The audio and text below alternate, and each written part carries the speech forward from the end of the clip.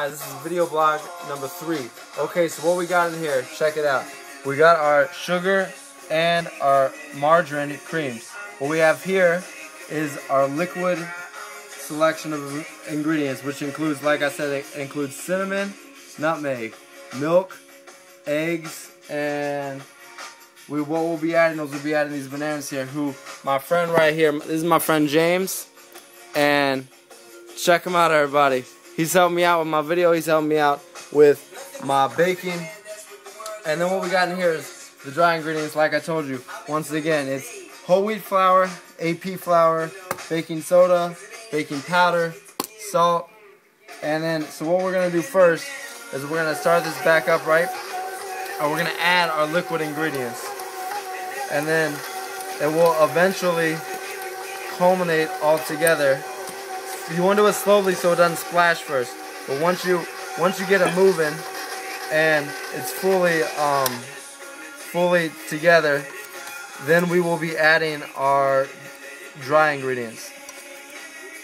Hopefully all this will be up as soon as possible and I will be able to see all of my people out there. So what we're gonna do is we're gonna do that, let it get together, and now all these bananas. And make sure when you make this recipe, your bananas are extremely ripe. They don't have to be brown, but make sure they're really ripe or else this won't work so well. With these bananas, you can do a few things. You can either chop them like this, you can mash them in your hands, you can mash them with a potato masher, you can do all sorts of different things. It doesn't matter, you just got to get them small enough so when they combine, they'll combine evenly. And the last thing we don't want to forget, which I know everybody loves chocolate, is our chocolate chips. When you're done, after we've added all this together and it's all melted together, then we're gonna add our chocolate chips. So let's check this out for a second.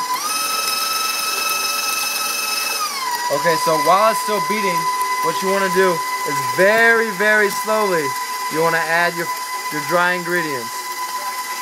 Because if you add it too quickly, it's going to poof up everywhere, and then everything's going to be covered in flour. So just check this out for a minute, and we'll talk some more in a few seconds, but just check it out.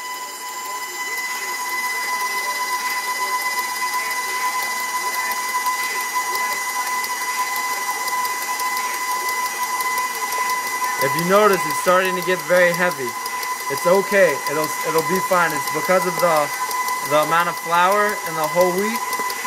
So what we're gonna do real fast is we're gonna turn it down just a hair, because now it's like it's all together.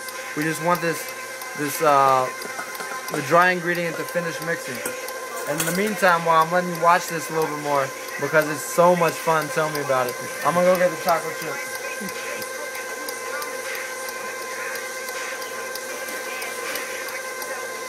Now let me tell you, this is a bag of chocolate chips. If you don't have a bag of chocolate chips, you need to get a bag like this.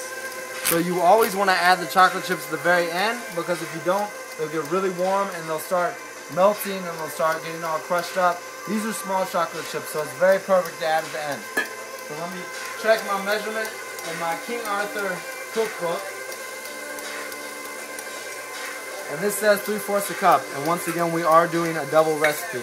So what I'm going to do is I'm going to use a 1/2 cup and then just do 3 of them. And you just kind of sprinkle them in. And you'll hear like a clumping sound of the chocolate chips against the wall, and that's perfectly fine. The point is just not to let it happen too much. And that's why you put in your chocolate chips at the end. You can also add nuts of some sort if you would like, but I'm not incredibly into nuts in my muffins. So we just let this finish up.